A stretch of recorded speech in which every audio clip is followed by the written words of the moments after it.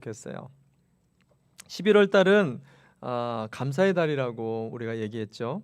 오늘은 두 번째 감사의 주제로 감사를 이제 생활화하라, 감사의 생활화에 대해서 여러분과 하나님 말씀을 좀 나누면 좋겠습니다. 미국의 국립건강관리소의 에머슨 박사는 감사하는 사람은 맨날 불평하고 비판하는 사람들에 비해 훨씬 몸이 건강하다라고 과학적으로 발표했습니다.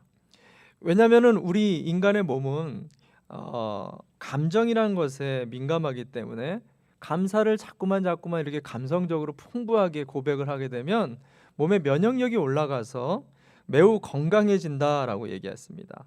그런데 반대로 화를 내거나 자꾸 짜증을 내고 비판을 하게 되어지면 면역 체계가 무너지면서 모든 질병의 근원이 몸 안에서 발생하게 된다라고 했습니다. 근데 여러분, 감사는 몸에게만 영향을 주는 게 아니라 사람의 마음과 심령에도 영향을 주는 것입니다. 탈무드를 보니까 세상에 가장 사랑받는 사람은 모든 사람을 칭찬하는 사람이요, 가장 행복한 사람은 감사하는 사람이다라고 얘기했어요. 그 말은 감사가 우리 몸만이 아니라 내 마음까지도 행복감에 넘쳐서 풍요하게 건강하게 우리의 심령을 붙들어준다는 것입니다. 그런 점에서 우리는 추수감사절만 이렇게 감사할 게 아니라, 목장 모임 때만 우리가 감사로 나눌 게 아니라 감사를 매일같이 24시간 동안 계속해서 생활화할 우리의 삶의 패턴으로 만들어야 될 필요가 있다라는 것이죠. 그렇다면 오늘 어떻게 감사를 우리의 삶 속에 익숙하게 자연스럽게 만들 수 있는지 우리 시편 기자의 고백을 통해서 우리가 세 가지 그 영적인 은혜를 좀 나눠보면 좋겠습니다. 첫 번째, 우리가 감사를 좀 생활화하려면 오늘 시편 기자는 모든 것에 감사하라라고 말합니다. 모든 것에 감사하라. 오늘 읽은 여러분의 시편 136편의 말씀은 전부 다 읽지는 않았어요. 그러나 전부 26절까지를 읽어보시면 재밌는 것 하나가 있습니다. 그것은 26절까지의 26개의 구절에 전부 다 26개의 감사하라라는 표현이 들어가고 있다는 거예요. 이 말은 무슨 말이냐면 모든 것을 감사하십시오라는 메시지가 들어있다는 것입니다. 굉장히 감동이 되죠. 그러나 실제로는 참 어렵게 느껴집니다. 어떻게 모든 걸 다 감사할 수 있어? 목장 모임에 나오면 어떤 분은 저한테 막 화를 내더라고요. 아니 목사님, 그 이론이나 가능하지 무슨 그 감사를 어떻게 내가 할 수 있냐고. 감사를 우리 일상에서 한두 가지는 할 수 있어도 모든 것을 이렇게 감사할 수 있다? 쉽지 않겠죠. 그런데 주사바늘 효과라는 것이 있습니다. 주사바늘 효과. 여러분이 요즘도 엉덩이 주사를 이렇게 맞는 경우가 있는지 모르겠어요. 어렸을 때 이렇게 엉덩이를 찰싹 때리면서 주사를 딱 놓잖아요. 그런 이유가 있더라고요. 우리가 손바닥으로 엉덩이를 탁 찰싹 맞는 그 순간, 그 짧은, 그게 크든 작든 그 통증이 먼저 뇌로 전달이 되면서 이후에 오는 통증을 완화시키는 효과가 있다라는 것이죠. 예를 들어서 이와 같은 효과를 삶 속에서도 우리가 경험할 수 있는데, 한 집사님이 마켓에서 정신없이 장을 보는데 100불을 잊어버렸어요. 여러분, 100불 크지 않습니까? 별로 놀라지 않죠. 우리는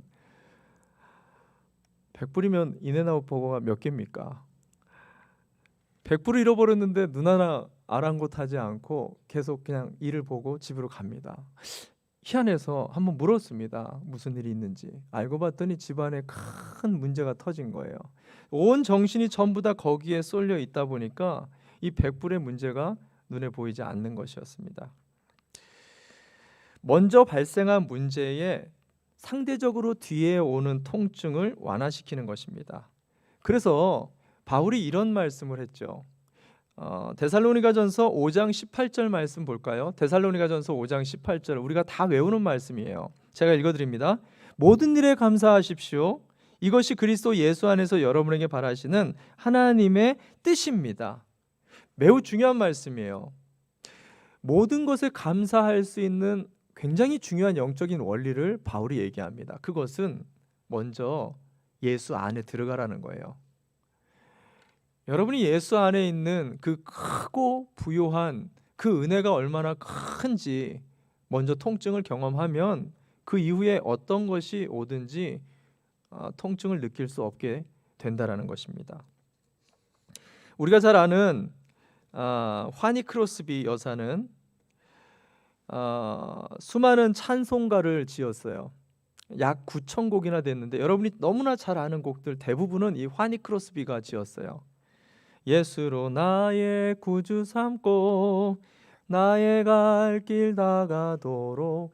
여러분이 너무너무 흔하게 부르는 아는 찬송가는 전부 이 화니 크로스비가 지었습니다.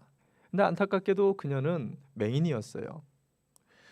그녀가 태어나자마자 그녀를 집도했었던 그 의사의 작은 실수 하나 때문에 그녀는 평생을 죽는 날까지 장님으로 살았습니다. 얼마나 억울했겠어요? 그런데 그녀가 이후에 하나님을 경험하고 나서 이런 고백을 해요. 오, 나는 볼 수 없으나 너무너무 참으로 행복한 사람입니다. 나는 다른 사람들이 누리지 못하는 축복을 얼마나 많이 누리고 있는지 모릅니다. 비록 육신의 눈은 멀었지만 마음의 눈으로 모든 것을 볼 수 있습니다고 하면서 이것이 나의 찬송이요, 이것이 나의 간증입니다. This is my song, this is my story. 우리나라에도 이와 똑같은 비슷한 뇌성마비 환자로 전신 마비됐었던 손명희 시인이 있었죠. 우리 교회에 있는 손명희 집사님은 아니고요. 한국에 계신 시인이죠. 이분이 지은 나라는 시가 있어요. 제가 어렸을 적부터 너무나 좋아했었던, 부를 때마다 참 많은 은혜가 됐던 시입니다. 이 시를 읽어보면은요, 계속 반복적으로 말하는 게 하나님은 공평하십니다. 하나님은 공평합니다. 그 말을 반복해요. 사실 그녀 입장에서는 하나님이 공평해 보이진 않습니다. 왜냐하면 세상에 너무 못된 사람들이 많은데 저렇게 사지가 멀쩡해가지고 건강하게 잘 살아가는데 어린아이같이 거룩하고 깨끗한 마음을 가졌던 이 손명희 시인은 어렸을 적부터 전신이 마비돼서 말도 제대로 못하고 글도 못 씁니다. 걷는 것도 못해요. 평생 어렸을 적부터 남의 도움을 받는 그런 불쌍한 인생을 살았어요. 그런데 그녀가 이 시에서 나는 아무것도 못해도 된다는 거예요. 그 이유는 딱 한 가지를 내가 깨달았기 때문입니다. 그게 뭐냐면 하나님을 알게 된 거라는 거예요. 그녀가 지은 이 나라는 시를 제가 읽어드립니다. 나 가진 재물 없으나, 나 남이 가진 지식 없으나, 나 남에게 있는 건강 있지 않으나, 나 남이 없는 것 있으니, 나 남이 못 본 것을 보았고, 나 남이 듣지 못한 음성을 들었고, 나 남이 받지 못한 사랑 받았고, 나 남이 모르는 것을 깨달았네. 공평하신 하나님이 나 남이 가진 건 나 없지만 공평하신 하나님이 나 남이 없는 것을 갖게 하셨네. 아멘. 하나님을 만나서 그분의 은혜가 얼마나 큰지를 먼저 경험하니까 이후에 모든 것들이 전부 상대적으로 작게 느껴졌다는 것입니다. 여러분, 이것이 모든 것을 감사할 수 있는 범사의 비결입니다. 우리가 믿고 있는 하나님의 그 은혜를 깊이 묵상하는 것, 그것이 우리가 매일같이 감사할 수 없는 상황 속에서 감사할 수 있게 우리 자신을 만들어주는 하나님의 은혜가 된다라는 것이죠. 두 번째, 우리가 감사를 생활하려면 모든 것에 감사할 뿐만 아니라 사소한 우리의 삶의 일상 속에서 우리가 감사해야 된다라고 말을 합니다. 오늘 시편 기자는요, 10절에서 26절까지의 후반부의 말씀들을 쭉 읽어보면 저마다 감사할 이유를 가지고 시편 기자는 감사합니다, 감사합니다 고백해요. 예를 들면 애굽의 대적들을 쳐주신 것을 감사합니다. 홍해를 갈라주신 것을 감사합니다. 왕들을 무찔러 주셔서 감사합니다. 새 땅을 주셔서 감사합니다. 이런 등등의 그만한 리즌, 이유를 가지고 감사하는 장면이 나옵니다. 근데 오늘 읽었었던 1절부터 9절까지는요, 하늘을 만드셔서 감사, 물과 땅을 만드셔서 감사, 해와 달과 별들을 만들고 밤을 만드셔서 감사하다라는 말을 합니다. 이게 그냥 감사할 수도 있겠지만 사실 감사가 이게 크게 나오지는 않아요. 왜냐하면 내가 어떤 노력을 하지 않아도 이런 것들의 혜택을 받으면서 우리는 살아가고 있는 일상적인 것들이기 때문에 그렇습니다. 여러분, 사람들은요, 특별한 것들이나 스페셜한 것들에 대해서는 감사를 잘해요. 그러나 익숙하고 일상적인 것들에 대해서는 감사하지 않습니다. 예를 들어서 생각해 봅시다. 아침에 눈을 떴어요. 와, 아침에 눈이 떠졌어. 할렐루야, 하나님 감사합니다. 아침에 밥을 딱 주네요. 너무 맛있어서 너무 감사해요. 점심에 또 밥을 줘. 아이고 할렐루야. 그때 저녁도 또 다른 반찬으로 밥을 주는 거예요. 할렐루야, 오늘 하루 온종일 이렇게 밥을 공짜로 먹었어요. 할렐루야, 감사합니다, 감사합니다 라고 말하는 사람이 있을까요? 아마 미쳤다 그럴 거예요. 근데 여러분 한번 해보세요. 일상의 소소한 것들을 감사하면은요, 우리의 삶이 신기한 일들이 벌어져요. 저는 그래서 아이들에게 아주 작은 거라도 반드시 감사하라. 했던 말도 또 감사하라. 특히나 인사는 수도 없이 하라. 계속해서 감사를 표현하라고 가르칩니다. 왜냐하면 익숙하고 자연스러운 그 안에 놀라운 비밀이 숨겨져 있기 때문에 그래요. 미셸 루스번타인이라는 사람이 쓴 생각의 탄생이라는 책을 보면은요, 그가 이렇게 말해요. 우리가 일상생활 속에 숨겨진 아름다움, 장엄함, 숭고함, 고상함 등을 발견할 수 있는 통찰력을 갖게 되면 일상에 숨겨진 기적을 볼 수 있다라고 표현했어요. 가령 지루한 출근길을 출근하면서 집 앞에 문을 열었는데 갑자기 집 앞 대로에 줄비에서 쫙 켜져 있는 서서 있는 그 팜추리를 보는데 매일같이 보는 팜추리였는데 그날 특별히 이상한 거예요. 너무 멋있는 거죠. 깊이 그 팜추리를 보면서 주변 환경을 쫙 보니까 내가 관광지에 살고 있는 거예요. 할렐루야. 와, 그냥 일상에 지루했었던 출근길이요, 와, 룰루랄라 노래가 넘치는 거예요. 내가 관광지에 살고 있었구나. 이런 식으로 우리 주변에 아주 소소한 것들을 깊이 살펴보다 보면은 우리 안에 굉장히 많은 감사들이 숨겨져 있는 것을 깨닫게 된다는 것입니다. 송경민 씨가 쓴 일상이라는 찬양이 있어요.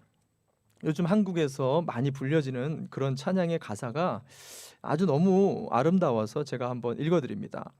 나를 보내사 서게 하신 곳, 가장 귀한 곳이 바로 이곳이라. 내게 주신 곳 광야와 같아도 믿음과 소망 가지고 최선을 다하리. 내게 맡기신 가장 귀한 이곳, 감사와 순종으로 오늘을 살리라.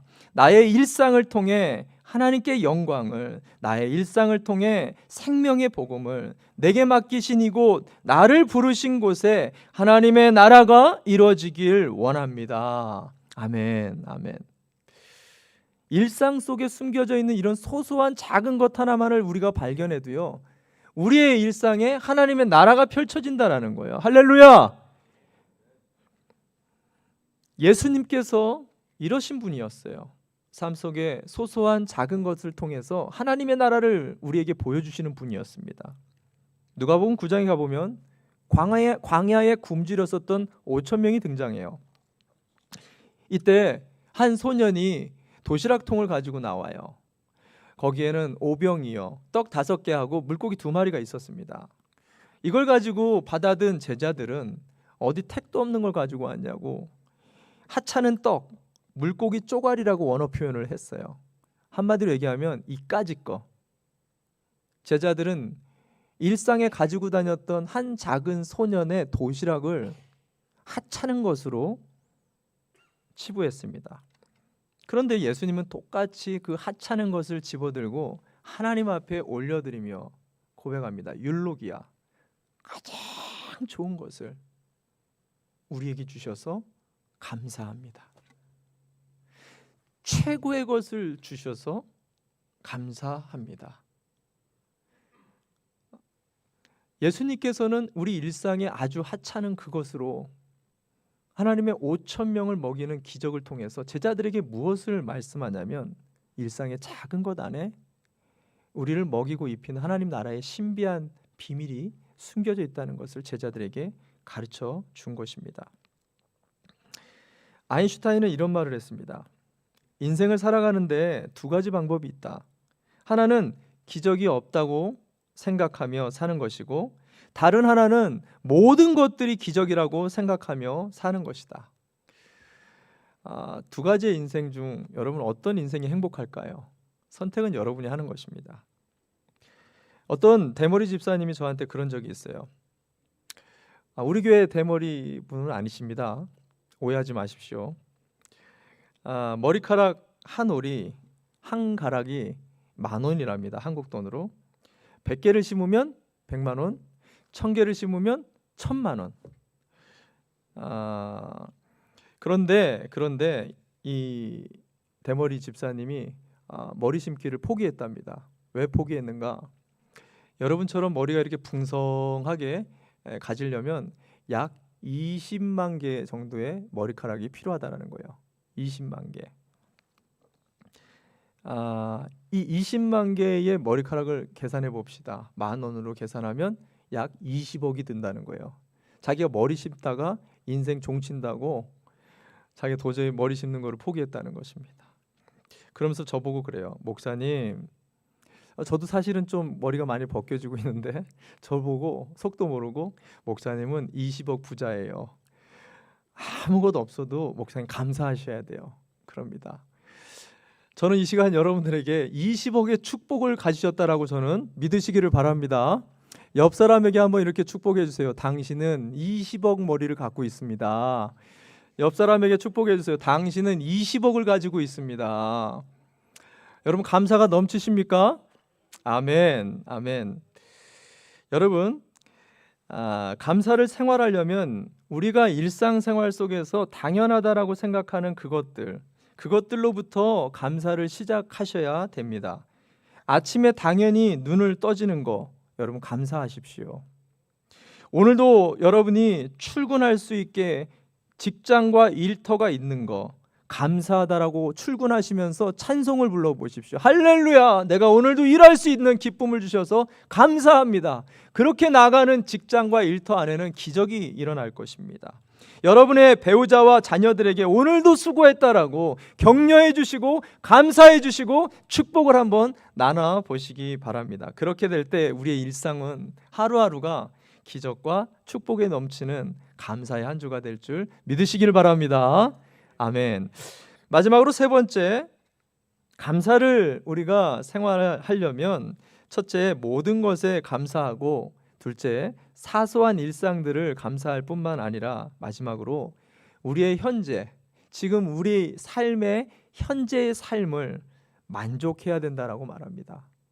우리에게 주어진 우리의 삶에 지금 만족해야 된다. 오늘 시편 136편의 맨 마지막 절을 보면은요, 26절에 이렇게 기록하고 있습니다. 시편 136편 26절 볼까요? 제가 읽어드립니다. 하늘에 계시는 하나님께 감사하여라. 그 인자하심이 영원하다. 자, 이게 무슨 말이냐면 시편 기자는 지금 1절부터 26절까지 계속해서 이것 때문에 감사, 저것 때문에 감사, 요것 때문에 감사, 감사의 이유들을 다 얘기를 했어요. 그런데 마지막에 결론에 뭐라고 얘기하냐면 사실은 아무것도 없어도 하나님만으로 내가 감사합니다. 이 말을 지금 하고 있는 것입니다. 뭔가를 주신 것도 감사하지만 하나님이 그 자리에 나의 하나님이 되어주신 게 난 정말 감사합니다. 그 순수한 지금 고백을 시편 기자가 하고 있다는 것입니다. 사실 저와 여러분을 따져보면요, 우리 가정에 아무것도 안 주셔도, 내게 걸린 질병 안 나도요, 사실 우린 믿지는 장사 아닙니다. 우린 너무나 큰 거를 이미 받았어요. 그것은 구원이라는 것입니다.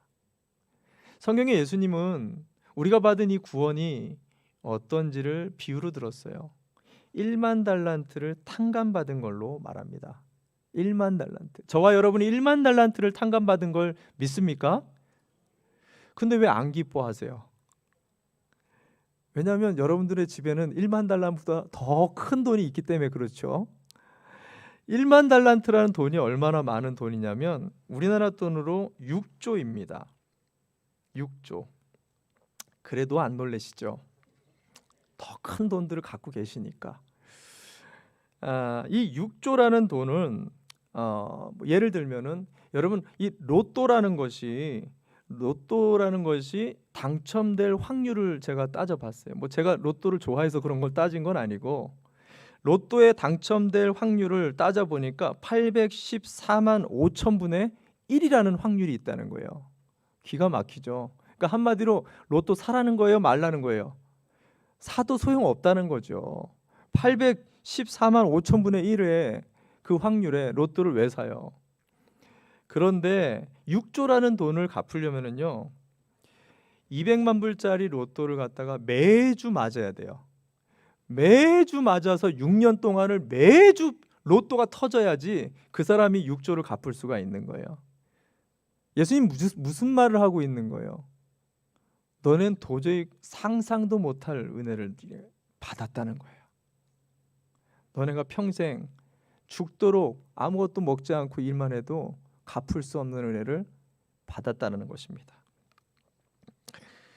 그런데도 예수님께서 뭐라 그러냐면 100데나리온의 문제 때문에 멱살을 잡고 그렇게 고통받으면서 살아가냐. 이 100데나리온이라는 것은요 일반 하층 노동자가 하루 일할 때 1데나리온을 받아요.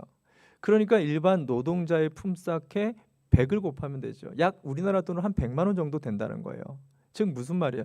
조금만 노력하면 해결될 문제, 시간이 조금만 지나면 잊어질 문제, 그런 문제를 가지고 어떻게 비교도 할 수 없는 1만 달란트의 은혜를 받았는데 왜 날마다 죽상이냐는 거예요. 왜 날마다 고통받는 사람처럼 그렇게 살아가냐는 거예요. 예수님께서 우리에게 그 말씀을 하신 것입니다. 성경은 우리가 삶에 자족하지 못하고 받은 것에 만족하지 못하는 이유를 세 가지 정도로 정리해서 우리에게 전달합니다. 첫 번째가 비교 의식 때문이랍니다. 컴페어. 사람들은 계속해서 비교를 하는 것이 습관화되어 있어요. 그래서 물건 하나를 살 때도, 집을 살 때도, 차를 살 때도, 심지어는 사람을 고를 때에도 끊임없이 우리는 비교합니다. 비교가 습관이 되어 있어서 그래요. 그런데 이런 비교가 어떻게 보면은요 매우 허황된 것일 수 있어요. 왜냐하면 우리나라 속담에 남의 떡이 어때요? 커 보인다. 그것은 실제로 크지는 않지만 커 보이는 거예요. 심리적인 거라는 거예요. 비교를 해보면 괜히 물건 하나 사고도 저게 더 좋아 보여. 괜히 내가 결정했는데 저걸 할 거라고 자꾸만 비교를 해서 지금 주어진 것에 감사할 수 없도록 우리의 마음을 만든다는 거예요. 제가 얘기한 적이 있죠. 한 여집사님이 옆집 어느 남자 집사님을 보면서 그 와이프한테 그랬다는 거죠. 아유, 우리 남편은 요 모양 요 꼴인데 아유 신앙도 엉망이고 정말 애들도 잘 놀아주지도 않고 내 마음도 잘 못 알아주는데 아유 당신 남편은 왜 그렇게 나이스하고 늘 볼 때 신앙이 충만해 보이고 어쩜 그런 남편하고 살게 됐어. 아유 부러워 죽겠다고. 그랬더니 뭐라 그랬다 그랬죠? 그 집사님이 그래 당신이 내 남편하고 살아봐. 무슨 말입니까? 겉보기에는 다 좋아 보여도 실제로 들어가 보면 도찐 개찐이라고 그러죠. 다 똑같다는 거예요. 똑같은 삶을 우리는 주어져 살아가고 있다는 거죠. 그런데 이 비교를 하면 우리가 지금 가지고 있는 것을 보지 못해요. 그래서 만족이라는 것을 깨뜨리게 된다는 것입니다. 또 한 가지 만족을 깨뜨리는 것은 염려라고 성경은 얘기합니다. 지난번에도 제가 말씀드렸지만 우리가 수없는 걱정, 염려, 근심들을 가지고 살잖아요. 그런데 통계를 내봤다 그랬어요. 약 96%나 되어지는 걱정과 염려들이 전부 헛된 것이라는 거예요. 일어나지도 않을 일들을 쓸데없이 걱정하고 있다는 것이죠. 실제로 중요하게 염려해야 될 것은 약 4%밖에 안 됐다는 것입니다. 그래서 예수님께서 산에 올라서 수많은 사람들에게 뭐라고 얘기합니까? 마태복음 6장 34절 말씀 볼까요? 마태복음 6장 34절 말씀 제가 읽어드립니다. 그러므로 내일 일을 걱정하지 말아라. 내일 걱정은 내일이 맡아서 할 것이다. 한날의 괴로움은 그날에 겪을 것으로 족하다. 아멘. 한마디 말씀 안에 인생의 모든 철학이 다 들어있어요. 예수님의 말씀의 신비함이죠. 여러분, 한마디로 얘기하면 쓸데없는 걱정하면서 살지 말라는 거예요.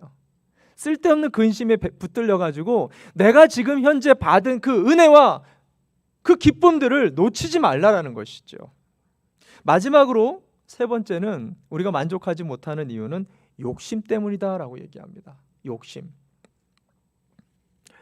비교의식과 염려와 욕심.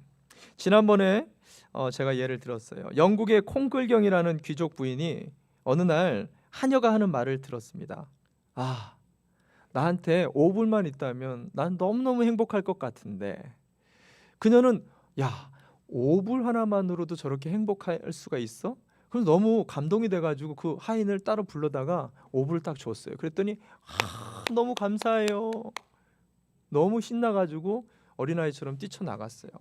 그런데 잠시 후에 바깥에서 그녀가 탄식하면서 내는 소리를 들었습니다. 뭐라고 하냐면, 아유, 난 참 바보 같아. 아까 10불이라고 말할 걸 내가 왜 5불이라고 말했을까? 그 탄식하면서 후회하는 소리를 들었다는 것입니다.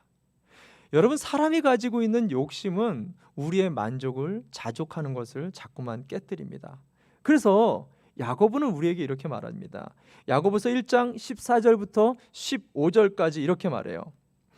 사람이 시험을 당하는 것은 각각 자기의 욕심에 이끌려서 꾀매에 빠지기 때문입니다. 욕심이 잉태하면 죄를 낳고 죄가 자라면 죽음을 낳습니다. 지금 내가 뭔가에 감사와 기쁨, 내 안에 은혜를 잃어버리고 있다라면 그 어떤 대적 때문에 그러는 게 아니에요. 그 어떤 상황과 문제 때문에, 내 질병 때문에 그러고 있는 게 아닐 수가 있다라는 거예요. 내가 더 그 내 안에 있는 욕심, 그 욕심 때문에 내가 자족하는 마음의 밸런스를 잃어버렸기 때문에 하나님 앞에 올려야 될 기쁨을 놓치고 있을 수 있다라는 것입니다. 여러분, 이 시간 한번 따라서 해봅시다. 비교하지 말자. 욕심 부리지 말자. 염려하지 말자. 다시 한번, 문을 나갔을 때는 이 정도 크기로는 또 합니다. 자, 다시. 비교하지 말자. 염려하지 말자. 욕심 부리지 말자. 감사하자. 자족하고 만족하자. 아멘, 아멘, 할렐루야. 이것이 우리를 향하신 하나님의 뜻이랍니다. 빌립보서 4장 11절에 바울이 이렇게 말해요. 나는 예수님 안에서 모든 형편, 모든 상황에 만족하는 법, 자족하는 법을 배웠습니다 라고 얘기해요. 저는 이 말씀을 보는데 너무 놀랐어요. 왜냐하면 예수 안에 있으면 자동적으로 감사하게 되는 줄 알았어요. 예수님 안에 있으면 그냥 나도 모르게 다 좋은 게 좋은 걸로 그렇게 고백할 수 있을 줄 알았어요. 근데 바울은 지금 뭐라고 얘기하냐면 그런 법을 배워야 된다는 거예요. 그런 법을 훈련해야 된다는 거예요. 그것을 위해서 노력해야 된다는 거예요. 자꾸 생각해야 된다는 거예요. 그래서 우리가 목장 모임을 매주마다 모여서 하는 이유가 거기에 있어요. 늘 똑같은 일상을 살아가면서도 그 속에 숨겨진 주님의 소소한 기쁨과 감사들을 다시 고백하면서 하나님께 올려야 될 감사를 훈련하는 거지요. 자족하는 법을 배우는 것입니다. 자족하며 기쁨으로 만족하며 내 삶 속에 올려드려야 될 하나님께 영광을 올려드리기 위해 우리는 목장으로 모이는 것입니다. 여러분, 11월 한 달 저는 감사를 선포하며 매주마다 감사에 대한 말씀을 나눕니다. 쉽지는 않아요. 그러나 감사는 훈련해야 된다는 것을 제가 믿고 우리 모두가 함께 열심으로 모든 것에 감사하는 사람들이 됐으면 좋겠습니다. 사소한 일상의 것들을 놓치지 않고 하나에서 10까지 전부 다 감사하다라고 아침부터 저녁까지 잠드는 순간까지 감사합니다. 감사합니다를 되뇌일 수 있는 훈련이 됐으면 좋겠습니다. 그리고 아멘, 감사합니다. 내게 지금 있는 내 남편, 내 아내, 내 자녀, 내 집, 내 차, 내 인생, 하나님 감사합니다. 자족하는 그런 기쁨을 다시 회복할 수 있는 이 한 주 되시기를, 그래서 감사가 생활화되어지는 우리 예수인들 되시기를 주님의 이름으로 축원을 드립니다. 아멘, 아멘. 우리 자리에서 일어납시다.